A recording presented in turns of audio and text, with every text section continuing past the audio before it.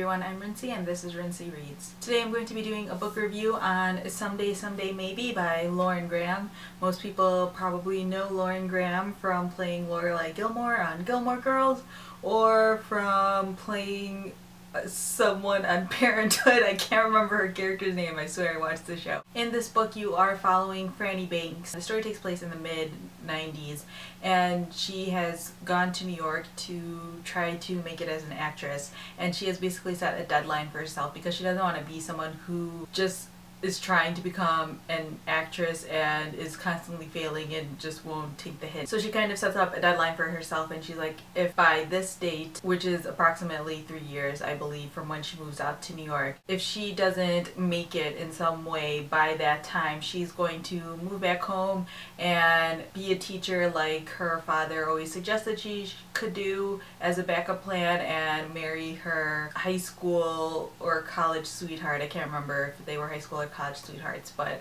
basically they've just taken a break while she's gone to New York and she figures she can go home, become a teacher, marry him, and just have that sort of life. I'm pretty sure it's impossible to read this book and not imagine Lauren Graham as Franny. Even though this is, a fictional story, I'm sure that a lot of the situations in this book are based on real life situations either that have happened to Lauren Graham or I'm sure people that she knows.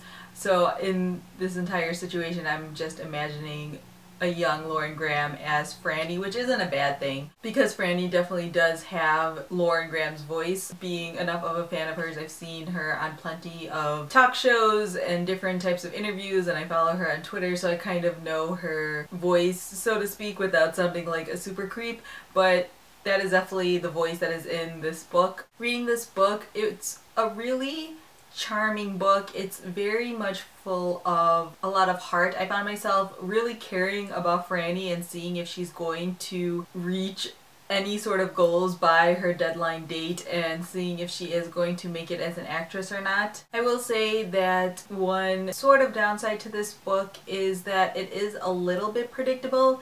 You can kind of tell what Franny's relationship either is or is going to be with almost everyone that she comes into contact with. There were a couple of surprises, I will say, but 90% of this book I was able to sort of figure out what was going to happen. But what kept me interested was seeing how it got there. For example, I could tell that Franny and a specific character were going to hook up at some point in the book, but even though I was sort of able to predict that, I didn't necessarily know how it was all going to happen, so I kept reading to sort of figure that out, like figure out what Franny was going to do in these situations and when she was faced with these certain circumstances what her choices would be, because even though I knew things were going to end a certain way, I didn't necessarily know how they were going to get to that end point, if that makes sense. Another really interesting thing about this book is the fact that it gives you a really good inside look on the way show business is for a lot of actors and actresses, which I saw some people complain about or list that as a con, but for me I kind of like that. I sort of like that behind the scenes look of things,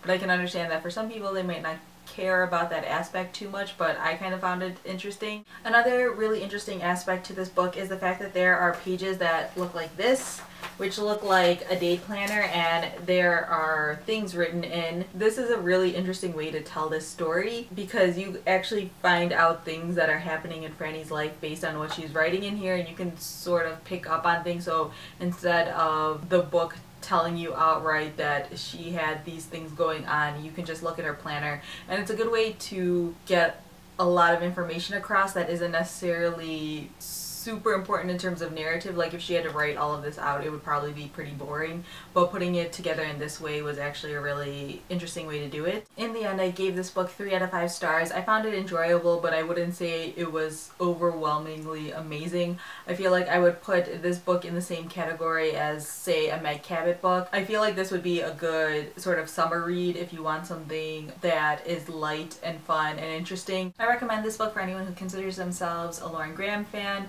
or if you like books by Meg Cabot or Sophia Kinsella. If you've read this book, feel free to leave comments down below letting me know what you guys think of it. So yeah, that's all I have for now, and thanks for watching.